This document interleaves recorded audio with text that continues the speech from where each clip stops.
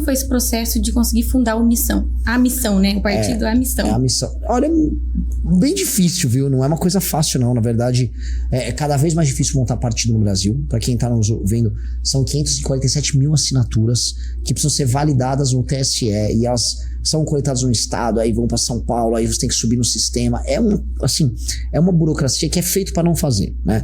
A gente tem que entender que os partidos políticos no Brasil representam uma possibilidade de ganhar dinheiro gigantesca.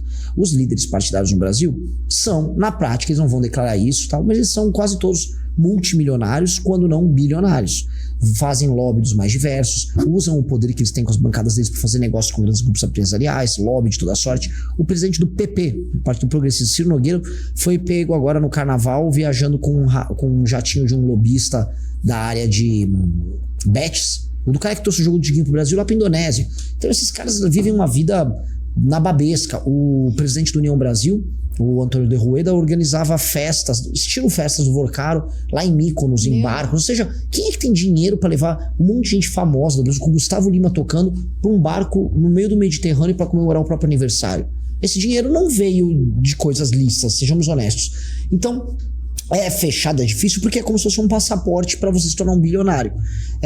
Eu não montei para isso partido, nem nós montamos para esse partido. E aí tivemos que entrar as regras duríssimas que tem para, de acordo com eles, entrar nesse clube seleto. E nós entramos para fazer um jogo honesto, para quebrar esse sistema por dentro. E eu acho que vem dando certo até agora. O partido tem 4 meses de vida, 4 meses de existência. Já estamos trabalhando para ter mais de 1.300, 1.400 candidatos só esse ano para as eleições em todo o território nacional. É uma tarefa super difícil, nós não temos dinheiro, mas quem conseguiu montar e passar por aquele processo burocrático, mais de 2.000 pessoas coletando assinaturas ao redor do Brasil, consegue também montar as campanhas, então a gente está muito confiante. Muito interessante. E você tem afirmado aí que o bolsonarismo precisa acabar. Sim. E como é que vocês vão conseguir o apoio dessas pessoas, né? Trazer essas pessoas para dentro do Missão? Olha, houve uma experiência engraçada. Assim, as pessoas se apaixonaram pelo Bolsonaro. A gente está falando aqui de uma rede que atua no Paraná. E o Paraná, muita gente ama o Bolsonaro. Se você pedir para um eleitor do Bolsonaro explicar racionalmente por que ama ele tanto, porque ele vai falar, eu não amo, eu gosto. Não, ama sim. A gente sabe que amor de homem é um negócio complicado. Homem que se apaixona por outro homem, fica lá defendendo e ama o Bolsonaro. Esse amor é um sentimento, e até às vezes bonito. O problema é que você não tem que amar um cara pra colocar ele na política, pra ele te administrar, né? Ele, no fim do dia, o Bolsonaro é um homem falho, é um homem covarde, é um homem sem preparo, é um homem com uma liderança débil, um homem que trai os próprios liderados. Ele não é um homem capaz de tornar o Brasil um país sério, tanto que ele teve a chance dele e falhou. O problema é que, como essa massa de pessoas continua, vamos dizer, gostando do Bolsonaro, vários políticos tentam então fingir que amam o Bolsonaro também, pra surfar, né, nesse público e ganhar o apoio dessas pessoas para ver se sobra um espacinho para elas. O Ratinho faz isso, o Zema faz isso, o Caiado faz isso, o Tarcísio fez isso, mas no fim os Bolsonaro falaram, não, vai ter que ser sempre um Bolsonaro. Aí botou o filho para concorrer. E eles ficaram lá chupando o dedo. Eu não vou fazer isso. Eu acho que, por mais que eu perca muito no começo, seja mais difícil falar pro pessoal, olha, você tá apaixonado por um senhor que não é muito inteligente, que não é muito capaz, e as pessoas vão ficar bravas. A verdade, ela vai se estabelecer em algum momento. Em algum momento a paixão passa e fica só a ilusão e aquele sentimento meio amargo de que você se apaixonou pela pessoa errada. Tem até um samba, né? Me apaixonei pela pessoa errada. É isso. Eles vão se tocar uma hora que eles se apaixonaram pela pessoa errada. E a gente estará lá falando o que precisa ser dito e convencendo novas pessoas. Qual é a novidade? Os mais jovens não estão presos nessa paixão estúpida. E a gente está indo muito bem entre os mais jovens. Minhas intenções de voto, de acordo com a Datafolha e Atlas, com as gerações mais novas, geração Z, que falam, ela é bem alta. Então, ou seja, a gente já está conseguindo comunicar para uma geração que não se importa tanto com isso a nossa mensagem. Isso vai fazer com que a gente cresça muito. E, Renan, você falou um ponto muito importante. Muitas vezes as pessoas, elas não se interessam em saber se a pessoa está preparada, se a pessoa tá que é capaz. Eles simplesmente pegam essa onda e acham que isso é o suficiente. Eles não estudam, não vão atrás para entender o que aquela pessoa já fez ou deixou de fazer. Eles simplesmente surfam na onda e não param para pensar, para pesquisar, para entender o que está acontecendo. E isso é muito triste, porque daí eles acabam realmente não pensando direito. É porque assim, eu sempre falo assim, ó, você quer gostar do Bolsonaro? Beleza. Agora, saiba assim, que você tá votando porque você gosta dele, porque ele não te apresentou nenhuma proposta. E aí, quando pede por esses fãs do Bolsonaro, ou mesmo os fãs do Lula, me dê uma proposta deles. A pessoa fica, não, ele não gosta do sistema, assim, uma resposta genérica. É igual o Lula, eu vou te dar uma picanha. É sempre um negócio meio... isso aqui não faz sentido. Mas no fundo é só uma justificativa pra pessoa se manter apaixonada pelo cara. Faz parte. É meio que falar assim o que o povo quer ouvir, né? Isso. Felizmente. Isso. E eu vi que vocês estão escrevendo o livro Amarelo. Qual que é o conteúdo desse livro e o que vocês desejam alcançar com esse livro? O livro Amarelo... Falando em propostas, né? O livro Amarelo é uma iniciativa que nós temos que busca ter propostas para o Brasil, propostas práticas para resolver todos os grandes problemas brasileiros.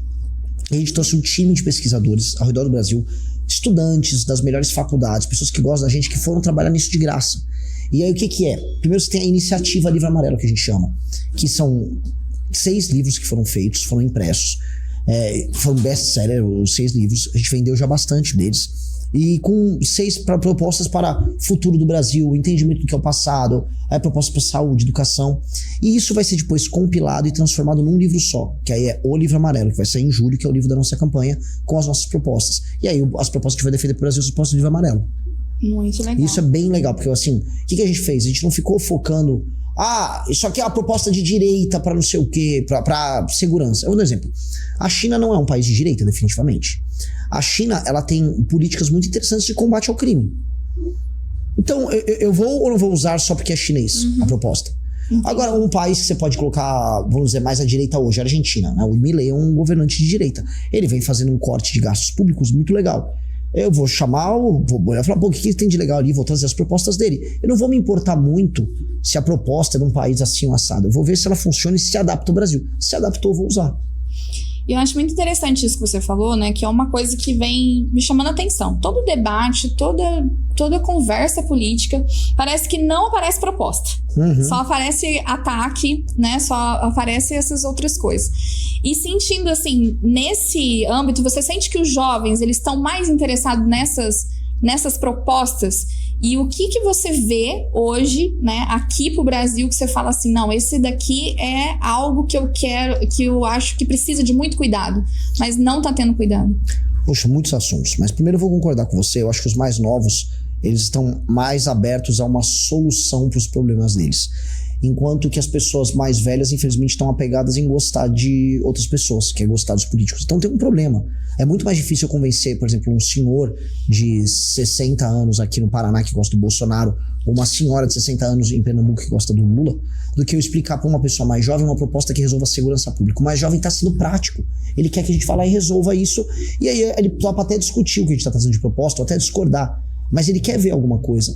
E os mais velhos ficam assim, não, confia no homem. Aí se o cara é bolsonarista, ele vai falar que Deus tá com o cara. Se o cara é lulista, ele vai falar que, nossa, o Lula gosta do povo. São sempre, nós vamos colocar coisas genéricas. O que a gente propõe, por exemplo, para várias áreas, são sempre soluções claras e diretas, que vêm com uma pesquisa e com uma tese antes. Então, poxa, o que a gente propõe para a segurança pública? Aumento de pena, sim, mas trazer a tese do direito penal do inimigo, a gente trazer também uma leitura de que quem é a pessoa que comete o crime no Brasil? Poxa, o menino que comete o crime no Brasil é um menino homem, jovem, filho de uma mãe solteira que o marido nunca deu atenção muito pros filhos, tem dificuldade para pagar pensão, essa mãe tem que trabalhar, às vezes ela trabalha 2 empregos ao longo do dia para poder se manter, não deu atenção pro filho, esse menino sem atenção, sem referência masculina, esse menino cai no crime. Isso não é nenhuma leitura minha, isso é basicamente uma pesquisa que a FGV fez, que mostra que 80% dos meninos que estão na FEBEM, eles não têm a presença paterna. Então a gente já sabe quem são os meninos que cometem crime ou que vão cometer crime há alguns anos. Eles já existem. Eles estão hoje morando em bairros mais humildes, eles estão estudando na escola pública e eles não têm a figura paterna por perto. Esses rapazes a gente tem que identificar na escola, tem que dar treinamento, atenção, disciplina, acompanhamento psicológico para evitar que eles venham a cometer crimes. Porque mesmo em países como os Estados Unidos, que já tem leis duras, esse rapaz ainda assim comete o crime. Tem uma época da vida, que vai especialmente dos 15 aos 20 e poucos anos, que tem até um monte de comentário, o cara não montou o córtex, não tá com o córtex pré-frontal totalmente desenvolvido, mas a real é o seguinte, nessa fase da vida, é muita testosterona, pouca influência, baixa inteligência, muito impulso. E ali as pessoas tomam decisões impulsivas da mais diversa.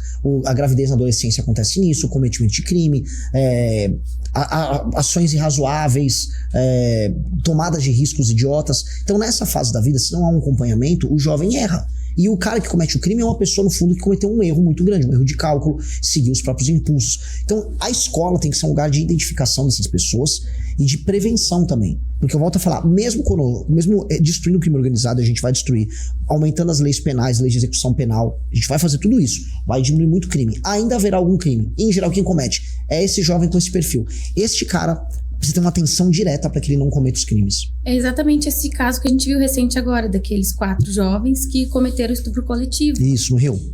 No Rio de Janeiro. E eu achei interessante que a polícia até falou assim, quem orquestrou o crime, tipo, como se fosse o mandante, o chefe do crime, era um menor de 17 anos. Pois é. E não tem punição severa pra Pois é. Então, isso mostra muito esse problema grave, que assim, é uma idade em que a pessoa é completamente inconsequente, não sabe, é guiada por impulsos e comete o crime e faz, e nem racionalizou a consequência. Ali essas pessoas precisam ser brecadas. Na verdade, tem uma outra estatística muito interessante. Até os 28 anos é o período que a maior parte dos crimes violentos são cometidos pelo criminoso. O criminoso com mais de 30 anos, ele dá uma acalmada.